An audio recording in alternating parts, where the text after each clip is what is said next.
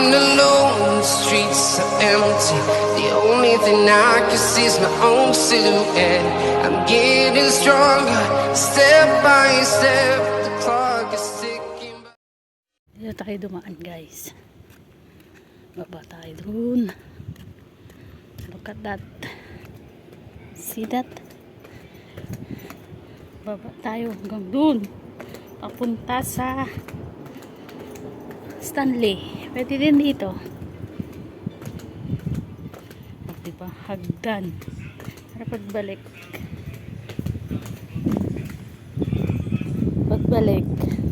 Ano na tayo, guys. Sakay na tayo. Mamamatay na ako. Balik na lalakad ulit. May dala na ako eh.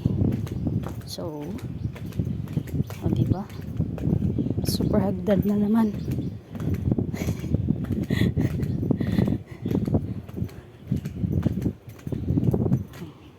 Kaya nyo yan. Ay, di ko pala binilang ng ilang steps. Binilang ko na to dati. Nakalimutan ko lang.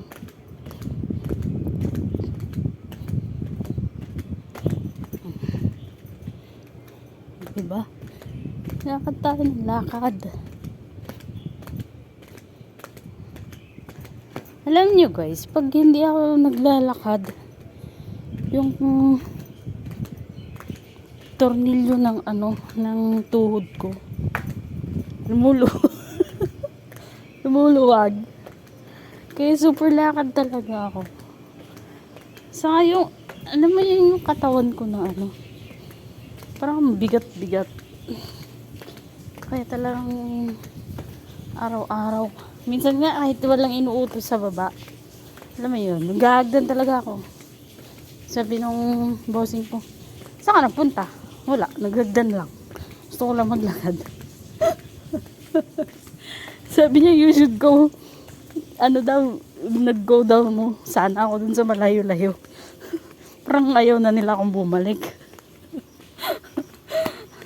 Diba? Ganoon mga bossing ko, guys.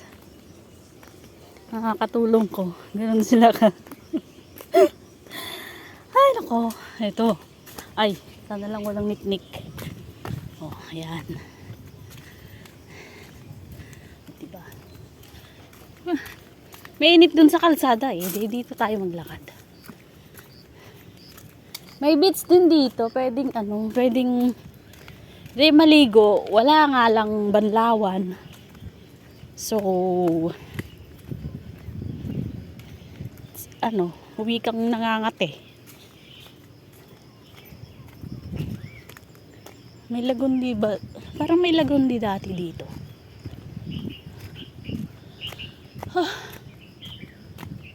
Diba? Saan na naman ako nasuot?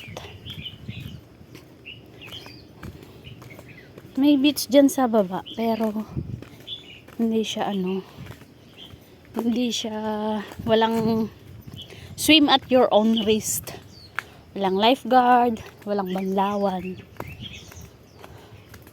Bahala ka sa buhay mo. Ganon. Diba? Mamumundok tayo. Actually, hindi to bundok. Yan. Ay, may lagundi. Maya, kuha ako. Kuha na ako. Hindi na ako dadaan dito mamaya eh. Alam niyo guys, gusto ko yung nito. Yung lasa. Aray ko, nasugat pa yata yung kamay ko. Gusto ko yung amoy niya. So, okay na to. Isang pakuluan.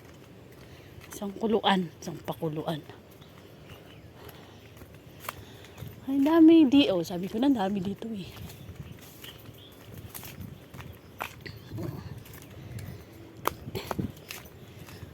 Ang init.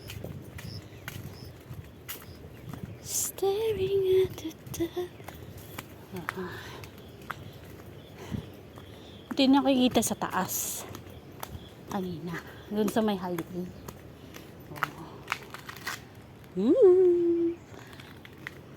Diba? Yung hagdan lang kasi, bababa. Hindi okay. Pero okay yung daan dito. Talahib, talahib.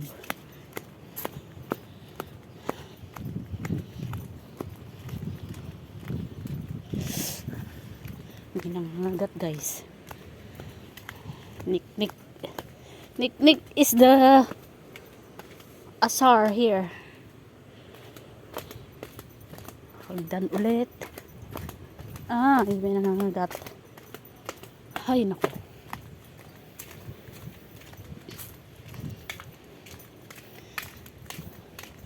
Ay, ito yung bits, oh. Doon sa baba. Doon. Hindi man makita. Mamaya, baka makita doon sa pero hindi eh. Sa baba, ibang daan yun eh. Dito kaya ako sa ano? Sa... Ay, yeah. Sa Martes. Kaso wala nga manlawan. Uwi ako sa bahay magbanlaw. Yun. Oo, pwede. Maaga ako dito. Tapos uwi ako magbanlaw. Ganon. Pwede.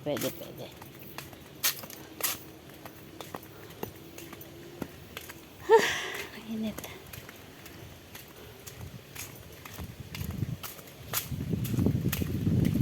Walang katao-tao guys. Dahil ko hindi rin nagpunta dito eh.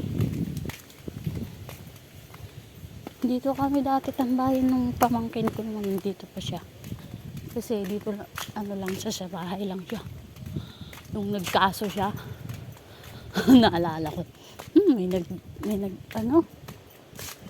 Naalala ko yon yung nagkaso dito yung pamangkin ko. Ay nako. Grabing stress ko nun. As in.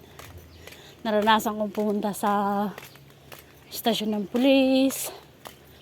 Sa regional police headquarters. Doon sa Junwan. Tapos ano pa. Mali na yung pinuntahan ko guys. Ayun, doon pala sa taas. Yan yung papunta sa beach. Oh. Ito. Yan, papunta sa beach yan. Pero hindi ako pupunta dyan. Kasi pupunta ako ng ng Stanley.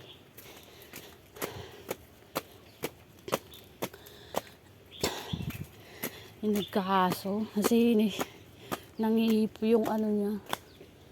Yung amo niya. Ay, grabe yung stress ko nun.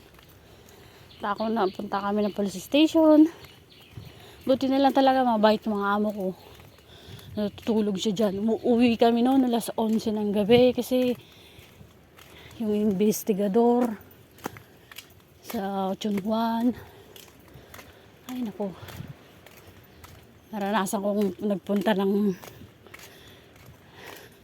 korte dito guys, as in nag-witness ako. Ay, ayun, okay naman na, okay na, as in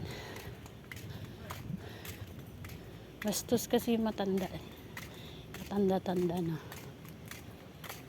manyak pa din, diba? Parang iba na itong tinatahak ko. Tama ba? Tama ba o tama ba?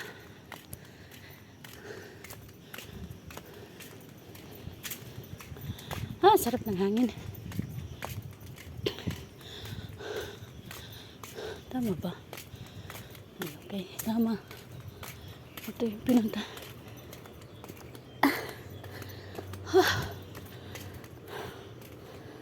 Shoot. Ang init.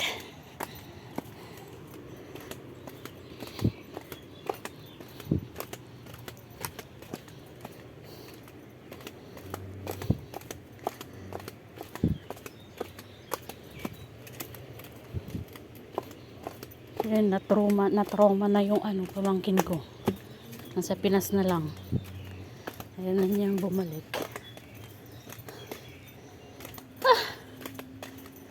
Init.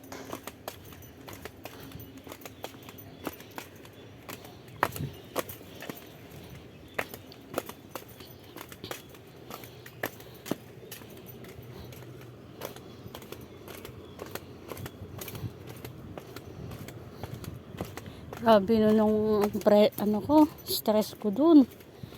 As in, every month, almost a year na every month, may hearing kami. Punta kami dun sa police. Hanggang nagharap kaya kami, pero hindi nila sasabihin na yun yung akusado. Andun siya sa korte. Tapos ang daming pulis. Ang daming pulis na nakabantay, tapos may magtatanong sa'yo, may judge sa taas, yung ganun. Korte talaga, as in. Kaya naranasan ko pumunta ng korte dito dahil lang sa pamangkin ko. Ang una namin pinuntahan nun, consulate. Kasi naghingi din ako ng advice sa amo ko. Sabi ko, ganito yung nangyari sa pamangkin ko. Sabi niya, isumbong nyo na yan. Sabi niya gano'n. That's not okay already. Sabi nila, hindi na siya safe doon. Kasi nag-off day na siya Nag-off day siya noon. Kahapon pala, 3 years na. August 31. Tapos nagsumbong na siya sa akin. May pinakitang video. Kasi sabi ko, hindi kaya nila papaniwalaan yan kung wala kang ebidensya. Kung kaya mong mag-video, sabi kong ganun, mag-video ka. Kasi hindi pag hindi alangan naman kasi magsumbong ka dun sa asawa. Alam niyo bakit? Babalik ta rin ka dun Kaya sabi ko, gawan mo ng paraan yan, makakuha ka ng ebidensya. Ayun, nag-try siya ng video 2 beses. Kaya yun, kami ng ebidensya. Kaya yun, nandito na ako sa guys. Babay na. Dami ko na namang salita. Bye bye. See you for the next vlog. Ayan. Bye.